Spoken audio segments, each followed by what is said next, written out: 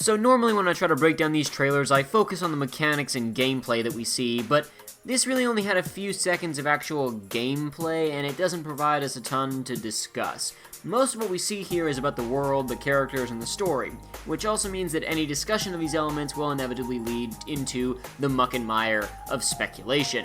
Thusly, I'm going to be dividing things in this video into two very clear halves. One that is looking at things from a purely factual analysis standpoint, and one that is more about theorizing. We'll start with the analytical half first. The first really interesting thing we see in this trailer isn't our masked hero, it isn't the anime sequence, it isn't even the cartoon cat. It's the casino. It may seem innocuous to people from the West, but as of right now, casinos are illegal in Japan. The presence of one here probably suggests that the game takes place far enough in the future that the legislation has changed. Or maybe it's just an alternate universe where casinos are legal, who knows. The general point is that the Japanese developers of this game probably wouldn't have put something like this into the game haphazardly. Also worth noting, the next year to have an April 11th that is also a Monday is 2016. Assuming that Persona 5 is using a real-world calendar, that's probably the time frame that we're looking at. The 3D environments you move through in the game are now significantly more detailed, and they feature far more NPCs, all of whom seem to be moving about of their own accord instead of just standing still for you to talk to them. The majority of these NPCs are faceless, and while that's probably a result of the technical restraints, it could also be a thematic choice. Doubt that you'll be able to talk to everybody anymore. Speaking of talking, one tiny moment in this sequence stood out to me. We see our protagonist specifically gesturing to the part of the map that he and his friends are looking at. It's a small moment, but it's just odd to me that we see our Persona protagonist, usually completely silent, making a clear gesture towards something. He could be doing this just after you, the player, select a dialogue option, or it could be that our protagonist has a voice of his own now. After all, the actual character of Yu Narukami that was generated by the anime and the arena games has become pretty popular, and it's entirely possible that the team has decided to go for the same route with our new main character and give him a voice and personality of his own. He's already significantly more emotive and, well, just seems to have a more defined personality than the previous Persona protagonists from their respective games. Next, we see the menus, and oh geez, the menus! Okay, seriously, these look like some of the absolute best menus that I've seen in a long time. So many menus lately have just been straight rows of options with some art or something around it, and the few times that people have tried to jazz it up, it's looked like this. But this not only manages to be absurdly stylish and instantly memorable, but it also clearly and concisely conveys all the information that it needs to. The active elements in the background are muted enough so as not to distract, and the flashy transitions where you switch from screen to screen actually do a good job of directing your eye towards the relevant information. The protagonist's eyes and gun motion downwards and to the right with the gun swiping past this set of options. The cursor is active and brightly colored, and it's the only hint of blue on the entire screen so that it automatically gets some of your attention. Upon selecting the sub-menu, everything shifts backwards a bit to bring the new information to the forefront of the screen. The other menus do just as good a job of drawing your attention to important material. They also keep the distracting aesthetics to a minimum, with each menu adopting black, white, and a single additional color. On this menu, your cursor is black against white menus, while on this one, your cursor is white against green menus. If I'm being completely honest, these menus were seriously the most impressive part of the entire trailer to me. These are just incredibly well designed to make something so stylish and memorable while also keeping your eye directed towards the actual information that the menu exists to convey. Then, of course, we have the dungeon crawling. First off, we're seeing spaces that are much more open than the areas we've seen in previous Persona games. Additionally, enemies no longer appear on the field as dark blobs, though I'm willing to bet that these knight figures aren't exactly representative of the enemies that you fight when you interact with them. They're probably just themed encounter indicators that will have a consistent theme throughout a given dungeon, with or without regard to the monsters that you'll actually face there. Of course, we also get to see brief moments of platforming and apparently a cover system, the latter of which maybe indicates a stealth element beyond simply wanting to strike enemies from behind. But navigation has always been the least of your problems in Persona games. No ability to jump, and rarely any physical obstacles in your way that you have to circumnavigate, besides the monsters. Here, it seems like the player will be presented with environmental hazards in addition to the standard monster slaying. Now for combat. We don't get to see the combat menus or really anything of the combat interface beyond the HP and SP meters in the bottom right-hand side of the screen. But this footage does actually bring attention to something I skipped over when discussing the menus. The characters have two weapons now. their standard weapon, and a gun. If you've played the Shin Megami Tensei games, this should be sounding pretty familiar, but if you haven't, all you need to know is that the characters will have two weapons now, a melee weapon and a ranged weapon. At least, that's assuming that the systems will remain the same from Shin Megami to Persona 5. As you can see here, the protagonists of Persona 5 forego the practicality of weapons from the previous games, such as fans, folding chairs, microphones, and their bare hands, in favor of exceptionally more silly weapons like daggers, whips, metal poles, and swords. All of these weapons seem to be a part of the specific thief personas that our characters are playing off of. Our protagonist is the gentleman thief type, and here we have a Catwoman slash Fujiko Mine, then over here to the punk rocker street thief, then to your classic cartoon burglar, complete with the black cap with holes for the eyes and a pirate sword. Also, as long as we're actually looking at the cat, anybody else notice that her gun is a slingshot? And unfortunately, that's all we really have to talk about from a mechanical standpoint.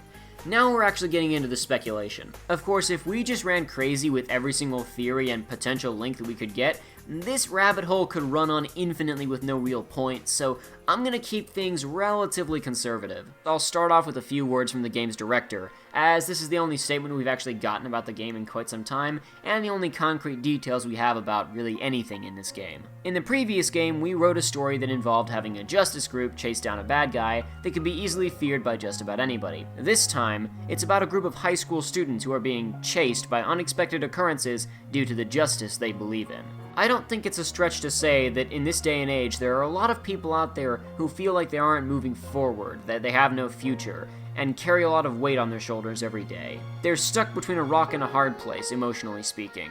On one hand, they might not be keen on living by the same rules and values that define previous generations, while still lacking the will to go out and actually break down those barriers themselves. That dark side of society is a central pillar to the game that we want to make with Persona 5. So that kind of sets up the tone for this game.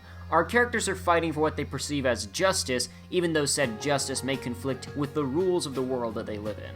This is exemplified most obviously by the fact that our main characters are, well, thieves. We don't know if they're just adopting thief personas to make their extracurricular monster slaying a bit more engaging, or if they're actual thieves, but the fact that we see our protagonist breaking into and out of a real-world casino at the beginning of the trailer has me leaning towards the latter. It's pointless to try and predict exactly what these characters are fighting for, or what they're planning to steal, so I think it's much more useful to focus on the fact that they are, in fact, planning something. Observe. The only date that we see in this trailer is April 11th, presumably the first day of the new term, since we see our protagonist arriving on a train in typical Persona fashion. Of course, they could just be using this date as a placeholder, but for now, let's assume that everything we see in this trailer that features a date does, in fact, take place on the first day of school. First off, our protagonist gets pretty chummy with his other friends pretty quickly. Oh, and by the way, the friends' names are Ryuji Sakamoto, Annie Takamaki, and Morgana. But it's entirely possible that the protagonist is already friends with these guys before he even arrives at school.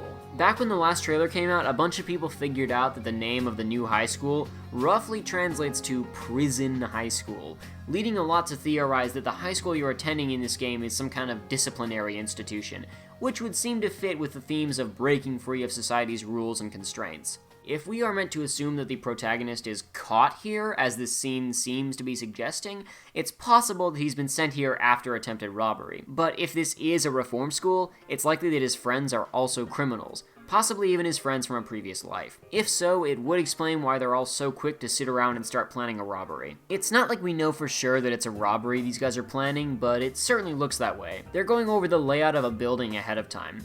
We could guess that this is the floor plan for whatever this area is, as they both feature a big circular entryway, but this floor plan doesn't feature the stairs or the doors around the circular area, so who knows. But anyway, the point is that these guys are planning something. A heist? Most likely, but we don't really know. If nothing else, this suggests that the dungeons of this game will no longer be randomly generated, and that the actual navigation of them will be more important, potentially requiring you to plan your route ahead of time. Funny, if this game comes out soon, we might be able to plan heists in Persona 5 before we can in Grand Theft Auto Online!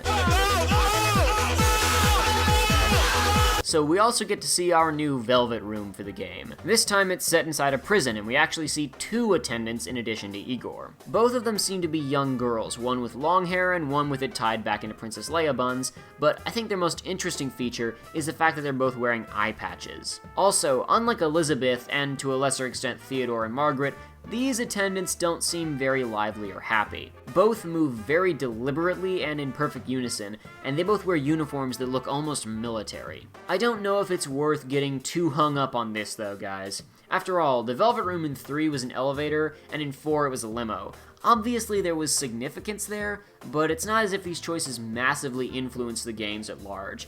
The Velvet Room in Persona 5 is a prison, and I don't think there's much more to be said beyond that. Side note, these 4 obviously aren't the only playable characters in the game. If you don't recall, the early marketing campaigns for 3 and 4 focused only on the initial members of the party, so it's safe to assume that there will be more party members beyond this opening sequence. I mean, we even get to see another one of them during the credits sequence. Also, interestingly, during the skating sequence, we start off with the protagonist, then cut to Takamaki, significantly further down the road. This is obviously the same road, though. We then cut to Sakamoto and Morgana, but they're basically matching Takamaki's position and continuing from where she stopped. It's possible that we're looking at part of the game's opening sequence and they've simply cut around a huge middle section that shows the other party members. If that is the case, clever editing, guys. Good job. As for the end of the trailer, it seems like the majority of Persona fans out there are in agreement that this is this game's version of evoking. It's pretty heavily hinted at since we hear that little telltale sound immediately afterwards.